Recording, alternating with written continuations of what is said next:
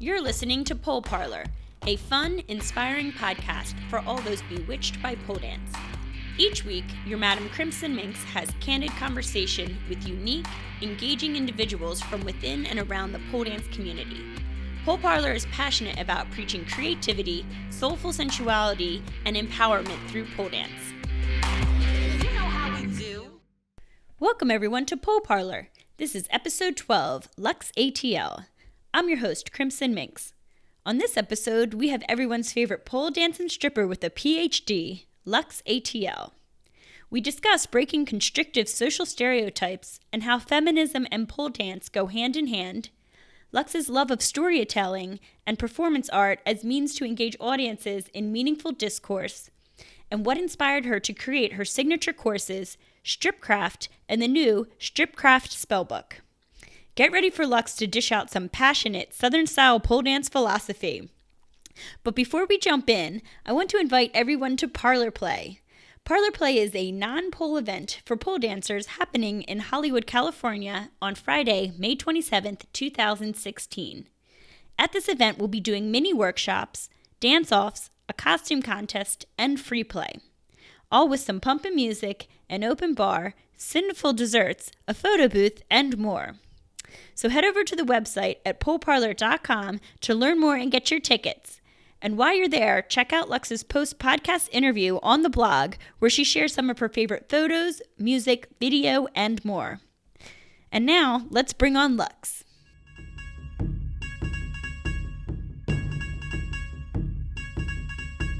Live fast, die young, bad girls do it well. Live fast, die young, bad girls do it Welcome, Lux ATL, to Pole Parlour Podcast. How are you today? I'm doing great. How are you doing? Doing fantastic. Thank you for joining us today. Yeah, girl, thanks for having me. I'm happy to be here. Oh, of course. Let's jump on in. So how long have you been poling, and how did you first discover pole dance? Oh, well, you know what?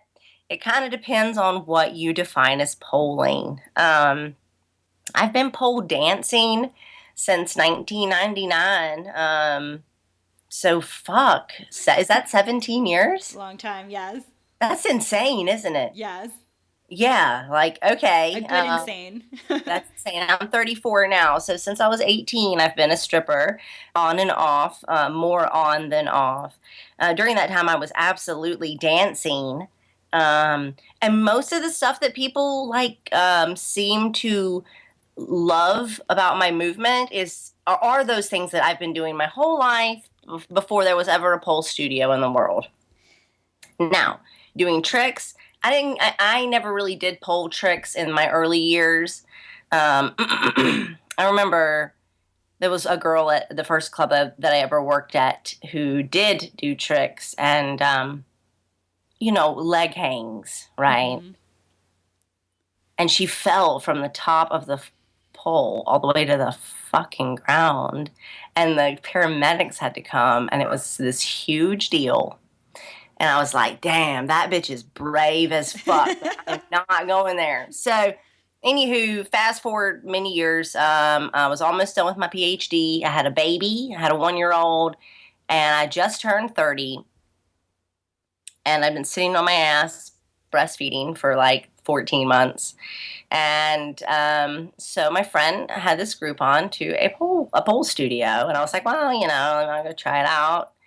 And of course, I shredded it immediately, right?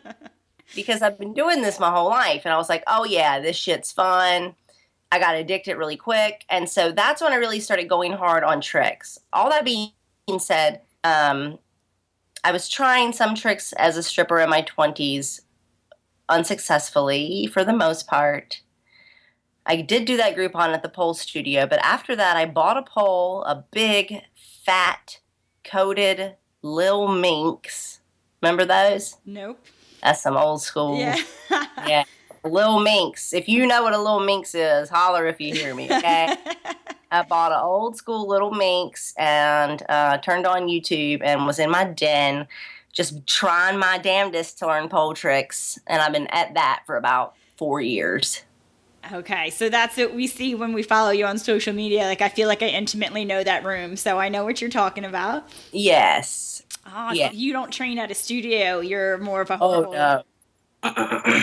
Yeah, no. I am a free agent. I am a lone wolf when it Nice. comes to pole. I do like to take classes. I'd like to take more, but my pole time for me is sort of like a sacred alone time where I am making my art by myself.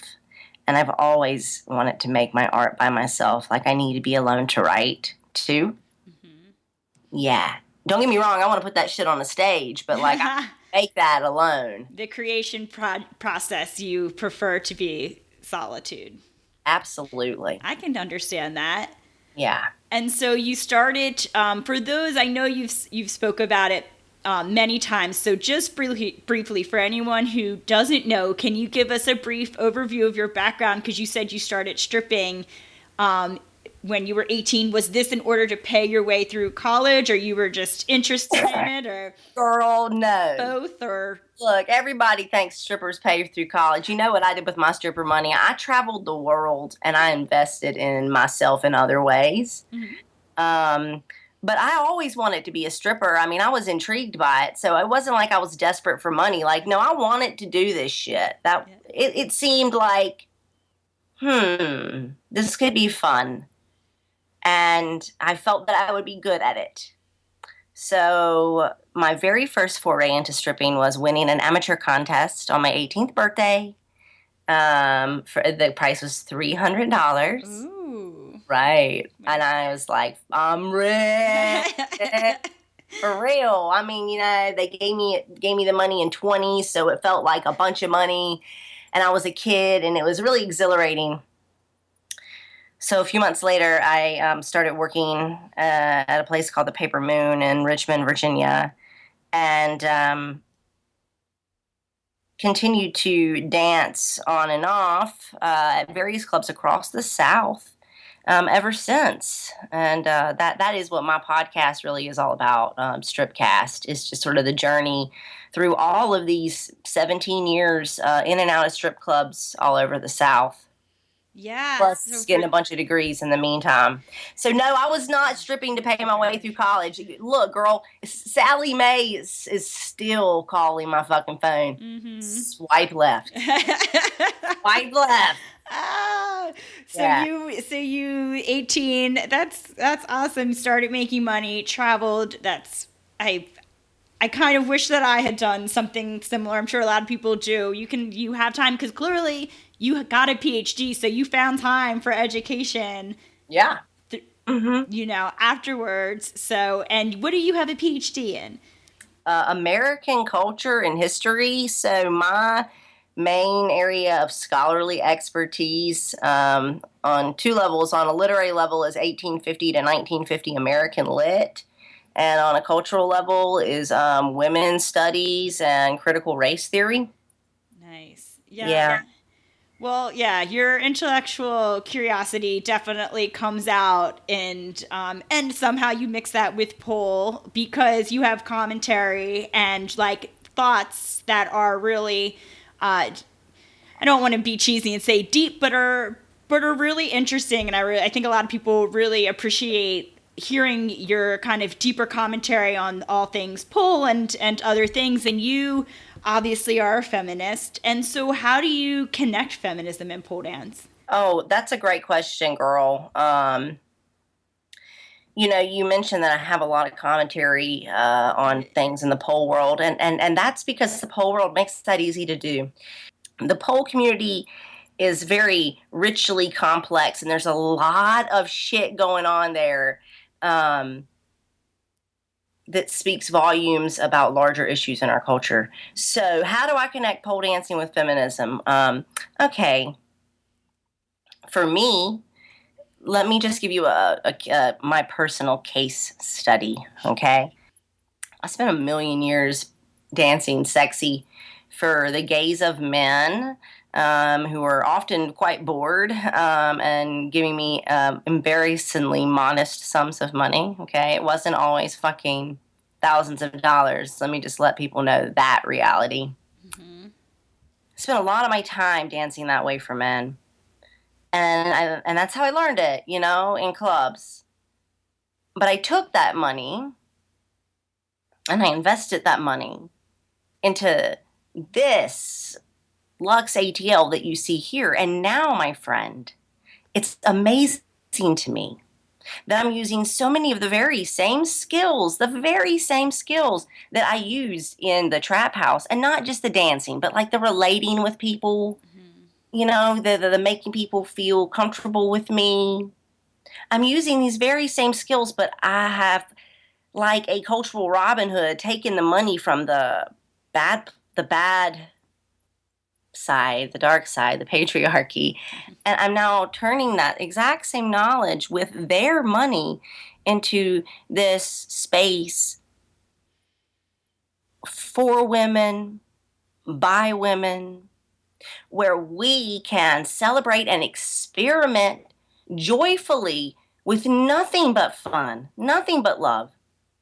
The parts of us that we have been told are disgusting and are dirty and you should be fucking ashamed of. And I want to give women the space and the permission to do that. And for me, it just so happens that not only am I a feminist, but I'm also, I love pole dancing. And so for me, I just thought, well, people knew me in the pole world. And I thought, let me use this sort of notoriety I have in this pole community to spread a greater message of feminist empowerment. So the pole dancing is a great passion of mine, but it is a vehicle for something bigger. Which, you took my workshop. I did, yes. Yeah. So Lux has a workshop called Stripcraft. And so was that, and I recommend it for anyone who has the opportunity to take it, but can you kind of expand on what the inspiration was for that and what people learn when they come and take it? Sure thing. Funny thing about Stripcraft is the inspiration was one thing, but it developed organically into something totally different, man.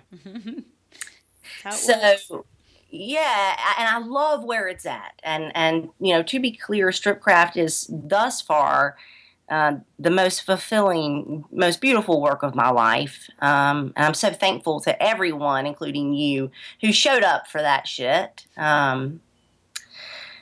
The impetus for Stripcraft was, I see the pole world. I follow all the fucking Instagrams and everything. Like, I know what people are teaching in their classes.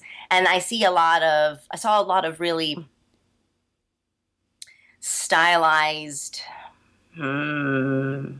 what's the word I'm looking for?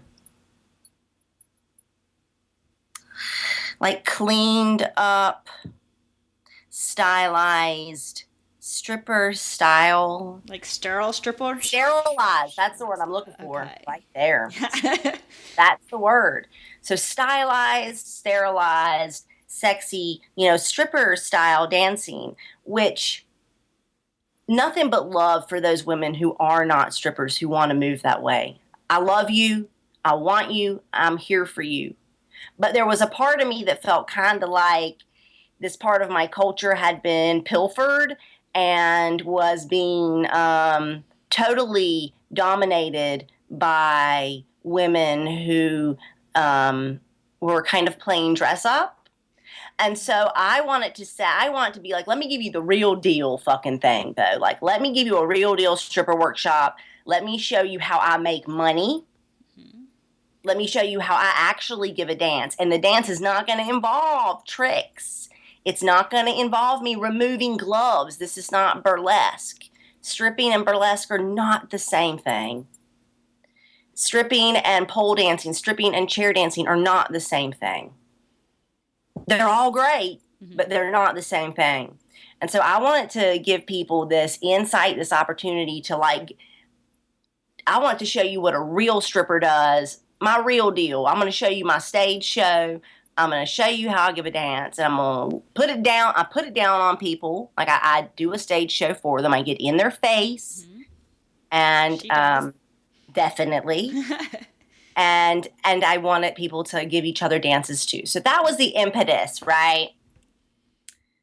So then as I was planning for this very first, the inaugural workshop, which was in December 2014, I started thinking, well, I better kind of jot down some thoughts and shit that I have to say about things so I can be a little organized. And I ended up giving like this speech that, I don't know, went on for 20 minutes. And I was like, oh, fuck, I felt kind of bad about it. But we had the workshop and we did the dance and it was great and it was fun.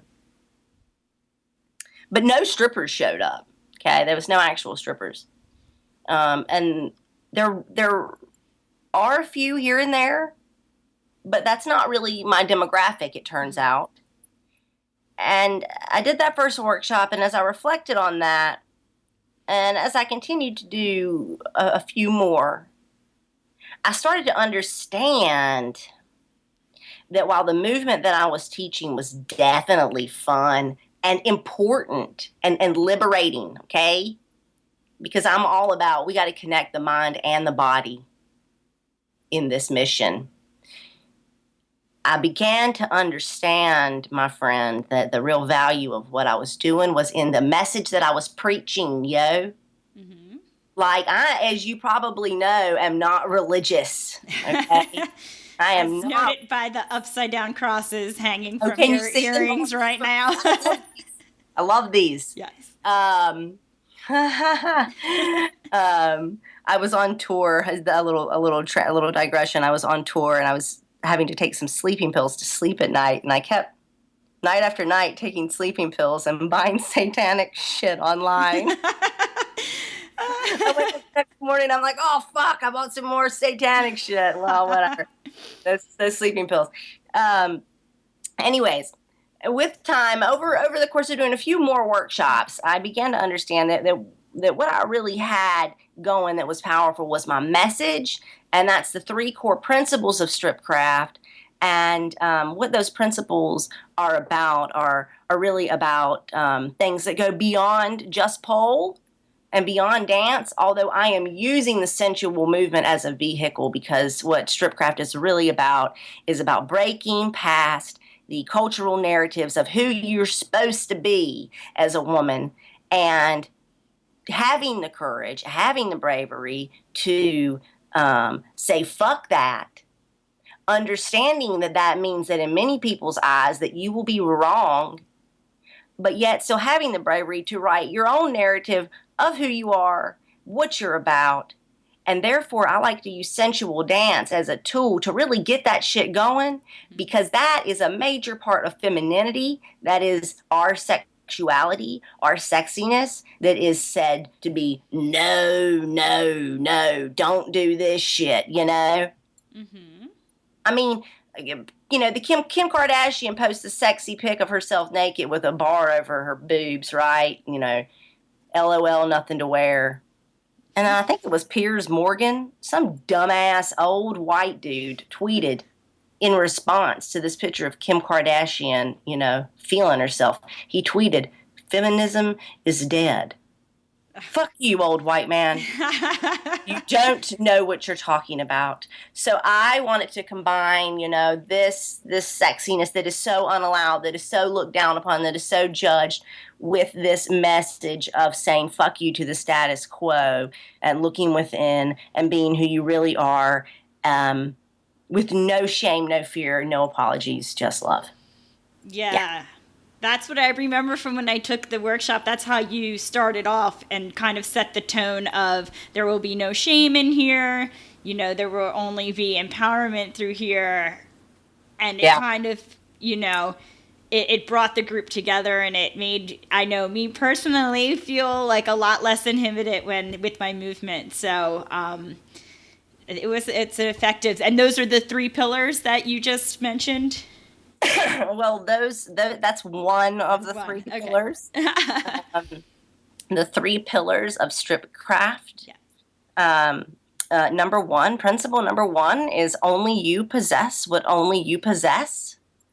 Principle number 2 is be vulnerable, be willing to act weird in public. And principle number 3 is no shame, no fear, no apologies, just love. And as you can imagine, I can go into great detail about each of these. And I do in my upcoming work that I'm putting out, the Stripcraft Spellbook, which is like the holy book of all things, everything Stripcraft in one place. Yeah, we'll definitely delve into that later. In Stripcraft, like, I feel like your intent, it's more of almost like a spiritual experience than like a fitness workshop where you're going to learn some type of physical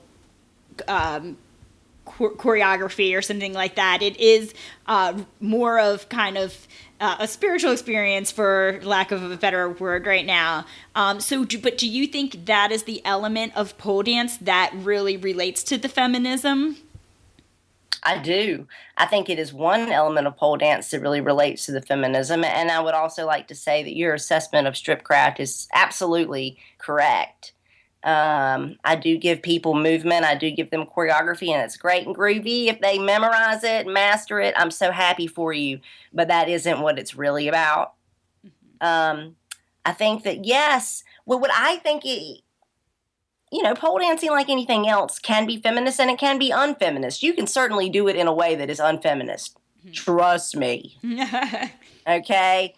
But you can also do it in a way that is feminist. And for me, what I love about pole dancing is because it is subversive. Once again, it is sort of a fuck you to the status quo. Let me tell you what I love about where I'm at in my life. Okay, so recently I got a gig where I'm going to be speaking a keynote speaker at an academic conference. Good for you. Good Yeah, for you. right. Yeah, it's great, wonderful. If you would have told me 5 years ago that I would get to be like a keynote speaker at an academic conference, that would have been some golden chalice for me. But 5 years ago, when I was an academic, I was just another brick in the wall. I was just a needle in a haystack. I was brilliant, right? But nobody really seemed to want me because I was brilliant, but so were the rest of these motherfuckers because they all had PhDs, What I love about pole dancing and where I'm at in my life now is that I've learned, oh my God, I can't believe it. The moment that I was totally honest, authentic, and real and owned who I am, where I come from, what I love, and what I value was the moment that I became more successful on every level in my life. And so I love pole dancing because I've learned that I can be exactly who I want to be. And guess what? People are still going to love me. Yeah, you find your audience when you're authentic. That's for sure.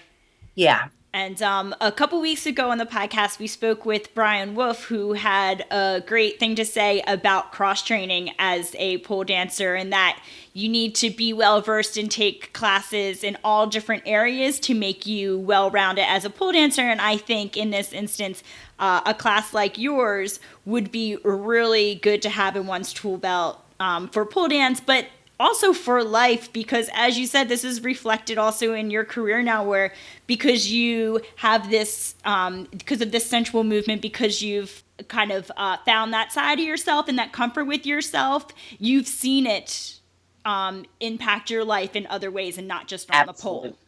Absolutely. So. And as a side note, Brian Wolf is a genius. I endorse him 110%, and he shreds it on stage. Mm-hmm. Yeah, he gets it. He gets the... Oh, yeah. That pole is made up of so many different elements and so many different mindsets and emotions, and he knows how to perform. Yes. He needs to be on stage with Rihanna. Yeah, that would, yes, he would love that. We're all praying for him. Yes. And so speaking on stage, you do performances. You perform with Alethea Austin, another past guest, in her Live Dancing Girls show. And I've seen you in music videos. Yeah. So what is your thought on performing? Do you like to perform? Is that something you're seeking out, or oh yeah, you love it? Okay. Yeah, I have done live dancing girls 3 times, and then I did Ink and Iron with Alethea and Bryn Root and Sarah Jade and Jamila DeVille and Rochelle Ribera. I mean, just a lot of really Carol Helms. That was a really star-studded cast. That was a huge honor. When I got that gig, and I was on that gig with people like Jamila DeVille and Alethea and Carol and Sarah, it's like, fuck, man, I made it, right? Performing is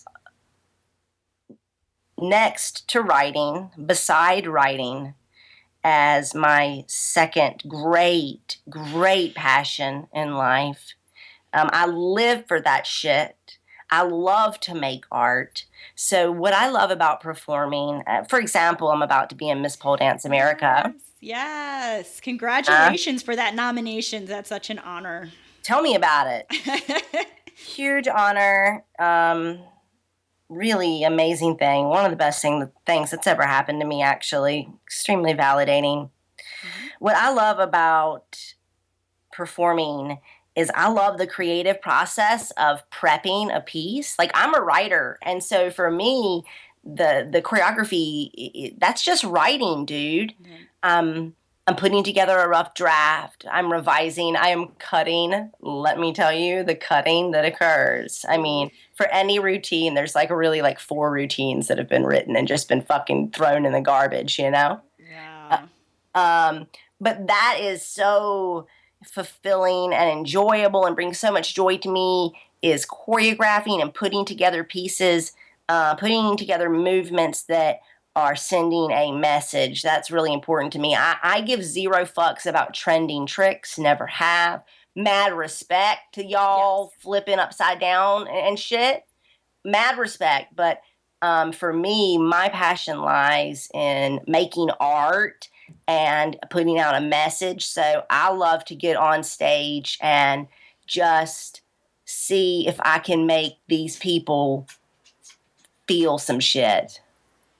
Mm-hmm. And Miss Pole Dance America is the perfect opportunity for that because, as we know from speaking with her, the stage is going to be allowing for all different types of rigging, all different kinds of setups for storytelling. So, which is not an opportunity you have all the time. So, correct. Can you give us a little hint about anything, or are we just going to have to wait to see the show? Let me think. I can definitely give you a hint. Let me think of a good one. Because of all the people, I'm very excited to see all the performances, but I'm so excited to see yours because I have a feeling you're going to be bringing something different to the table. Let me tell you this. I'll give you this hint. Okay. This performance, what you're expecting of me, that's exactly what you're going to get. Yeah. Okay. Yeah. It is really important to me. This stage and this performance is a huge opportunity to me. Outside of one very small studio competition I did 4 years ago, I've never been in a competition. I've never done SPCA or ADA or Beta. I've never done any of that. No acronyms. Yeah. I've certainly trained people to be in them, but I've never done them.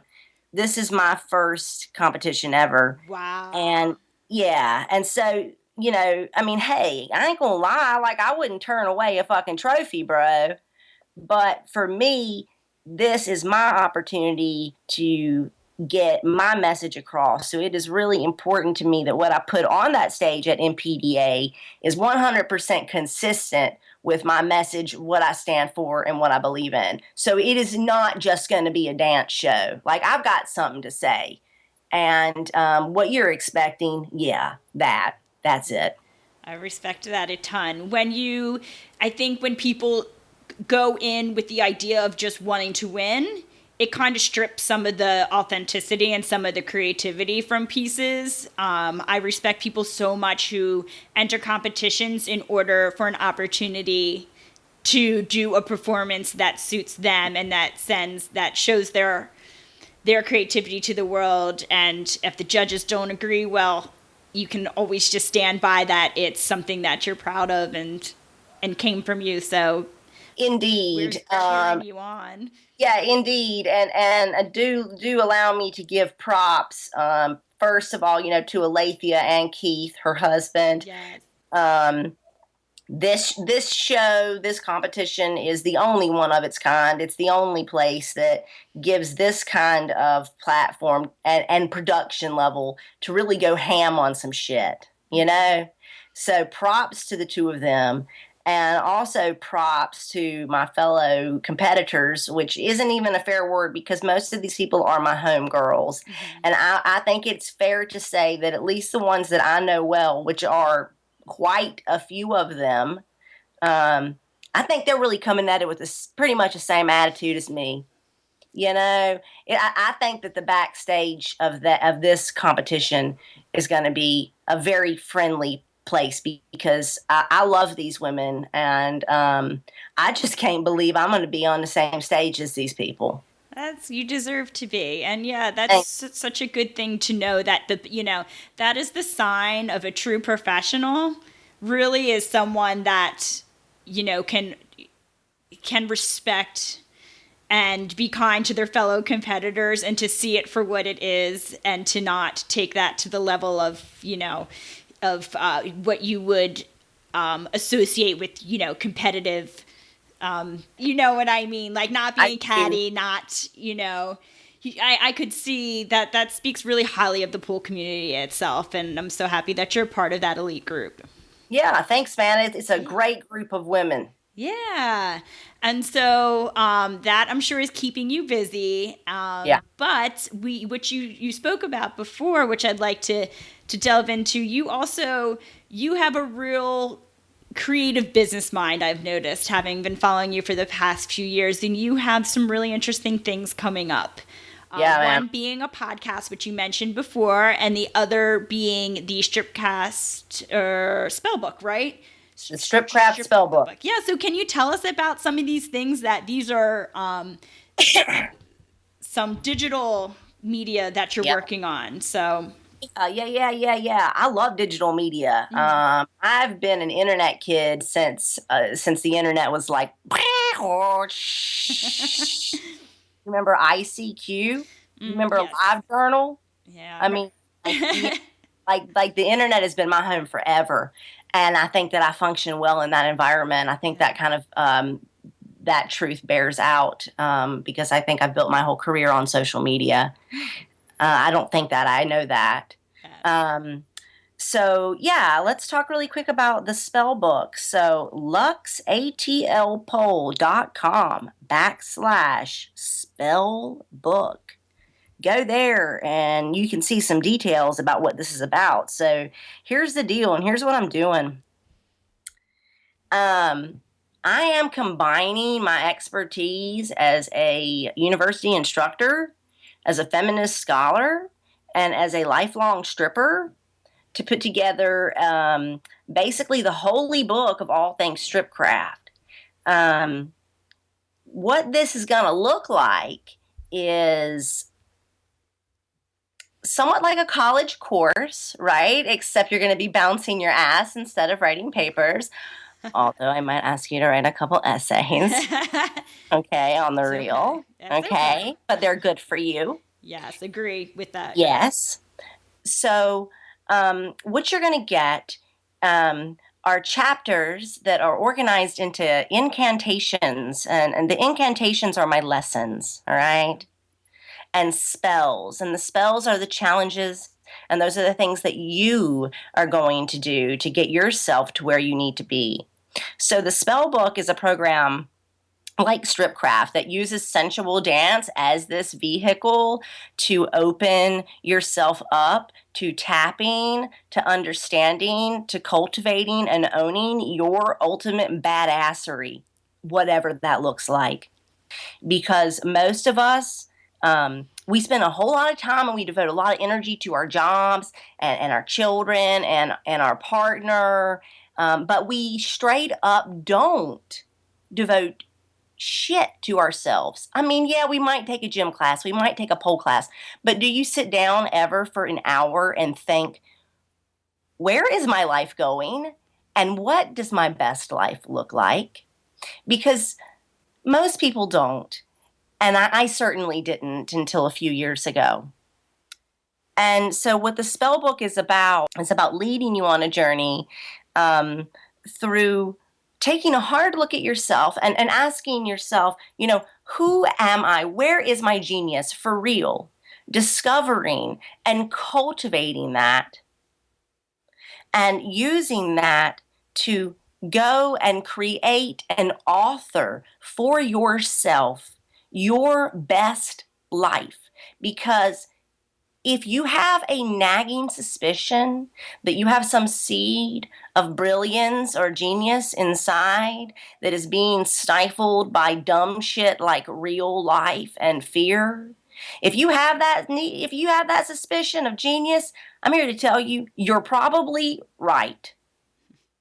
And so the spell book is a book of lessons that will help you get to a place where you can actively author this, your one life.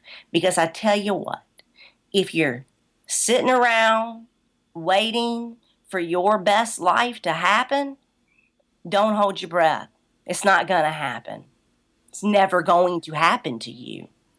You must make it happen for yourself. And so the spell book is a written book that has a downloadable PDF, but with every chapter, which there are 8 to go with the phases of the moon, the whole shebang is organized under the metaphor of feminine black magic as well, because once again, I like sacrilege, I like subversiveness. So that's why we have this witchy metaphor. I love it, yes. Yes. So the witchy metaphor is all about subversiveness and bucking the status quo. And so, we have a written aspect that will be a downloadable PDF, but with each chapter, there will be video challenges. There will be spells, which are thought challenges. There will be spells that are movement challenges for you guys as well. So it is at once like a philosophy class in how to be the most badass bitch that you can be, with like history and personal stories in there. I mean, I'm bringing in my research paired with a real deal fundamental stripper style movement school. Okay. Yeah. That's it's gonna be dope. Yeah, I've already signed up for the pre-videos, but so people can wrap their head around it. This isn't like a book that you're going to be mailing to us. No. This is a online portal. Online. Yeah, there'll be like a portal where there'll be videos, and then that's correct. Okay. And there'll be a portal where there'll be a PDF, and PDF you can download, but it'll also be readable on the internet, HTML if you choose. Okay. And there will be videos for each chapter as well. So you can print this off and have like the written part, on the beach with you if you want. But this thing lives online. And just so the folks out there know, I've written a dissertation before, and that's the book that you have to write to get a Ph.D. Mm-hmm. And I just want folks to know that I am putting at least equal amount of labor and thought and time into creating this as I did the book that I wrote to get a PhD. Like this, wow. I'm pouring like all the fucking Stripcraft knowledge that I have and distilling 12 years of feminist scholarship into some normal people talk that will hit home and resonate with people. Now, so yes, this lives online. Now, if you want to buy a book from me at Barnes & Noble, give me like 2 years, okay? And then I'll have a memoir out. Oh. But that's the next project. That's the next project. Gotcha. Yeah. Oh, well, I'm excited for that as well, but I'm also excited for what you have to offer now. And so for those who are interested, you can sign up online. And can you tell us a little about the video series that you're doing leading up to its launch? Because I signed up and I've received some information that over the next few weeks I'm going to be receiving some videos from you. So this is kind of like this is your book promo, your pre-launch promo, which is cool because it's just all this bonus material. Oh, totally. Which is cool, yeah. Yeah. I love making videos and writing. So, I mean, I told myself yesterday that I was going to take the day off, and I did, but I ended up like doing work. But the funny thing was it was what I wanted to do. And I think like, isn't this wonderful that I enjoy this and it's actually my job? Yeah, you used your magic. Right. To, Absolutely. yeah. Yeah, totally. So the teaser series is called The Tools of Engagement. And those 3 tools that I'm going to be teaching people about are the gaze, touch, and your smile. Cool. And so each lesson has a written text where I'm going to talk about, what this means, like, with the gaze, what it means literally and metaphorically. Have you gotten the email for the gaze? That's a Not good yet. one. No. Yeah, that one definitely goes into some larger social implications of like the power of the gaze. Very cool. And then, you have a little video where basically you're going to be staring at the camera and you're going to be giving me face and shit. And don't worry, because I do a demo. Like, I just give to the lens. So every week, folks who sign up for the opt-in get a written lesson and a video. The videos are about 7-8 minutes long. So it's like a little mini class. That's rad. Yeah, so you get a little taste of what you're going to get when you sign up for the larger program. Yeah. Yeah, that's so great because so many times we get preoccupied getting to the studio, working on our skills, working within a larger group environment. So I really like this idea of bringing it back to you again, how you like to create in solitude, but kind of like creating this other persona and side of yourself in solitude from this program. So, that's funny that you say that because now that you are articulating that whole solitude aspect and I'm reflecting on the things that I've been writing in the spell book, dude, it's so much of it is about being alone. Yeah. Like throughout the book, I keep saying like, now I need you to go sit on your bed by yourself. Yeah. So it really is this is a inward introspective journey that is very much done in solitude and will be reflected out in the outside. Oh yeah, totally. It's work that you do within that's going to change the way you move through the life and the world outside. Great. So I'm going to put a link to that in the show notes so everyone can go check that out. And again, really excited that this is such a creative thing that I don't think I've seen that anyone just created in the community for. So good for you. And another creative thing that you're working on is a podcast. So can you tell us about it's very cleverly named Stripcast. Trying to stay on brand with some shit, Yes, and by the time this launches, this if you're hearing this, the podcast will have been launched. So yeah, right. So it's launching April 25th, Monday. I'm so stoked. The podcast is called Stripcast: True Stories from a Stripper with a Ph.D. And what it is just that. These are my true stories. So let me give you a couple examples of some of the topics. The first episode is entitled My Last Night Ever Stripping. And it's me telling the story of that. Yeah. And the second episode is My First Night Ever Stripping. Yeah. We've got some other episodes. I've got 7 that are done, that are ready to rock. They will be coming out weekly. The first few, we're going to pound out maybe like 2 or 3 in the first week. And then from then on, it's going to be a weekly podcast. Each podcast is about 20 minutes long. A few other episode titles include a 10-foot ejaculating dick. That's a tale of horror. It's actually, it'll actually surprise you when you hear it. Strip club love stories. I fell in love with a stripper. When I came back for the last time. So these are some of the episodes, and what goes on in these episodes is just me. I'm not interviewing anybody. I'm not speaking theoretically. I'm not analyzing culture.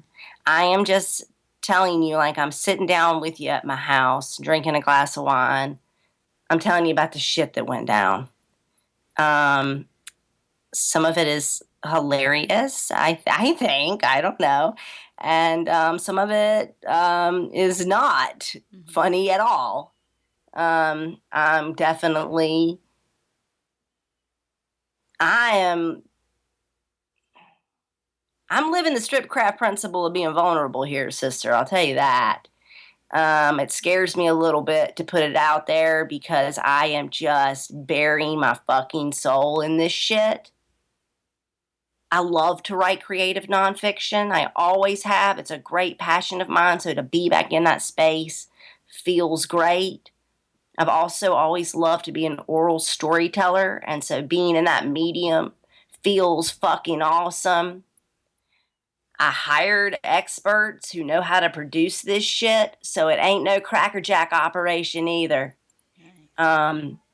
So, the podcast is something I've invested in on a number of levels. And I think people are ready for it, though.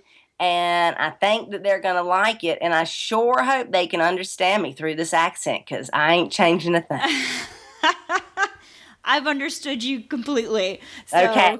No worries there. All right. Well, I think it perfectly complements the Lux ATL. I hate to use the word brand, but I think people understand when you use the word brand, it's not in a dirty, nasty way where you're trying to sell someone something at this point. I mean it in a way of like, your career is your persona. And I love how all the different ways that you are putting yourself out there and letting us kind of come into your world. So thank you. Thank you so much. And I would like to credit my business coach, Rachel Rogers. Okay. Rachel Rogers. If you got some money to spend, give it to this woman. She'll change your fucking life. I'm telling you. That was one of the best things that I did for myself. I'm a big advocate in investing in yourself, and I'd saved some money, and that's what I did. And because of her, I'm telling you, I had these ideas. She didn't make this shit up, but she's the one who really showed me the way to actually make shit happen. Because I'll tell you what, intentions are lovely, but they do shit. Intentions don't do shit, only action makes things happen. So yeah, I've been really productive this year because I've had somebody, an expert who knows how to build a business in my corner with fucking deadlines and cheering me on. So yeah, I think we all know there's nothing more like a flame under your ass than being held accountable under a deadline. So true that. So I've had a lot of success and I feel happy and I'm proud of myself, but I absolutely have not done this on my own at all. Yeah, and that's thank you for sharing that, because I think a lot of people may not realize that it's it takes. Don't ever feel bad if it takes you a long time to accomplish something, or if you don't feel helpless, like bring someone on, whether that means bringing on, if you need to take a private class for some reason, if this is Pole, if you need to take a private, if you need to sign up for some digital courses, if no one can achieve great things on their own. So yeah, you're right about that. Okay, so we are now coming into the second portion of the interview. The standard questions we ask everyone. So question number 1, who is Lux ATL's pole crush? Oh, fuck. My pole crush is Michelle Minxxx. Oh, yeah.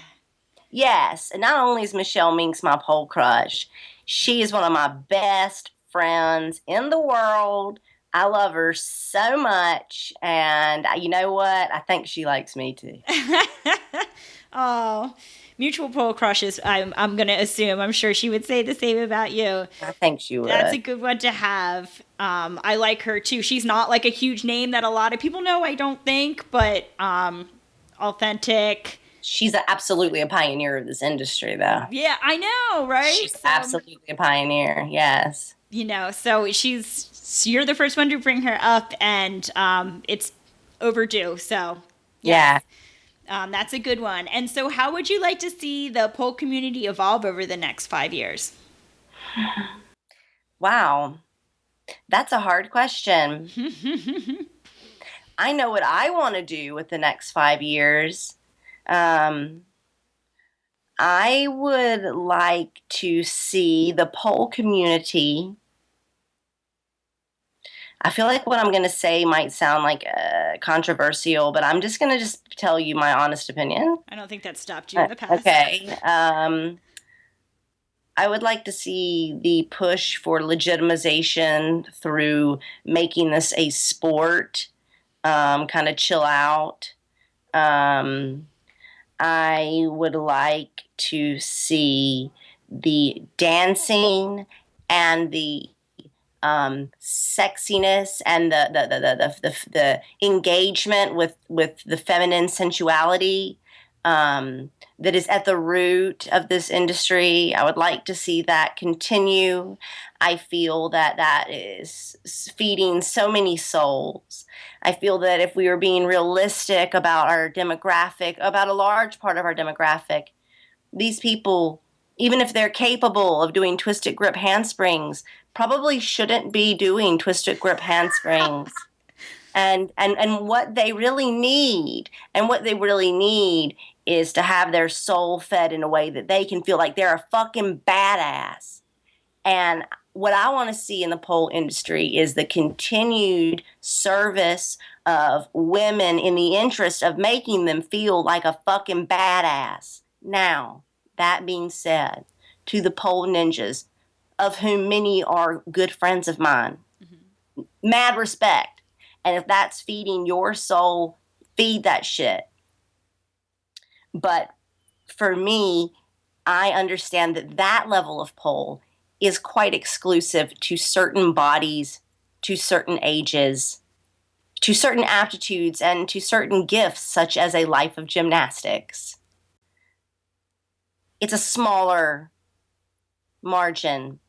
And for those people who might be 52 or who might be 252 pounds, I would hate to see them walk away from pole because they look at that and think that that is something that I cannot ever achieve. So my greatest wish for the pole community is for, at all costs, for it to always have a great space for women, regardless of where they're at, to tap that person inside that they're not supposed to be and to feel like a fucking badass. Yeah. That's what I'm about. Yeah, that goes back to your message from Stripcraft. So, I don't think you offended anyone with that. I think that that's a really legitimate argument. And I think a lot of people can relate to that. So, and you're obviously not dismissing. I have a theory, having just done this podcast for a shorter time, is I have, and hearing that come up more than on one occasion, that there is a possibility that it may just have to split between pole dance and pole sport. Yeah. And it's an option, and I don't think it's a bad option. I agree with you. So, yeah. Just food for thought right there. Yeah, and you know what? I thought that too. Okay. Yeah. So, do you have anything coming up that you want to share with our audience? I feel like we peppered that throughout, but can you repeat your website so people can go sign up for the Stripcraft Spellbook? Yeah. luxatlpole.com/spellbook. Great. And then on social media, just search Lux ATL. Lux ATL on Facebook. Look, it's going to tell you that you can't friend me, okay? I'm sorry, but they don't fucking let you have more than 5,000 friends. But you can follow me. Yeah. You can follow me, and like 95% of what I post is public. So it'll be just like being friends. And on IG, it's Lux_ATL. Gotcha. And look for you in Miss Pole Dance America. That's another thing. Yeah. In Miss Pole Dance America, I'm ready to shred it. I'm ready to bring it. Yes, great. And so on that note, can you leave us with an empowering message or a quote or anecdote or anything just to sign off from the podcast? Okay, so I was just writing today, as I said, I'm working on the spell book, and I was thinking about the concept of respecting yourself, respect yourself, self-respect. And so this is my note on self-respect. Okay. Look, sis, You've got to get on a whole nother level when it comes to what you're worth. You've got to readjust the mirror in which you view yourself. I can almost guarantee you're undervaluing yourself in your mind, in your heart, and out there in the world. And I can almost guarantee that you're undervaluing yourself because most of us are, especially women. We've been told that traditionally female traits and skills are not valuable. Feature the paycheck of a teacher, nurse, or caregiver to see how that cultural phenomenon plays out financially. And we've also been taught that a downward glancing modesty is attractive on girls. Stay humble. Don't you dare think too much of yourself. And so we set the price too low on everything. We give our hearts away for mere promises whispered in the dark. We give our labor away at the altar of being helpful. We give our dignity away at the altar of being nice. We give our skills away for pennies when our expertise demands gold, always quietly setting the price too low. Too fucking low. Stop that shit right now. You deserve fair compensation on every level. That is how you respect yourself. Amen. That's what I have to say about that. Wow. Yeah, I feel like this whole interview, I just feel like I just been baptized in the Church of Lux. Thanks, man. Thank you. I appreciate that. Whatever the pagan equivalent would be. Yeah. Rock on. Thank you so much for sharing all of this with us and for being on the podcast. Yeah, girl, it's my pleasure. I certainly appreciate you having me. Of course. Anytime. Bye. See ya. Thank you for listening to the Pole Parlour podcast. Want more? Visit poleparlour.com for show notes and to link to the Facebook group where you can connect with other poloholics and continue the conversation. Listen to past episodes and subscribe to new episodes on the website, YouTube, iTunes, Stitcher, or SoundCloud. Lots of love, babes. Thanks for listening.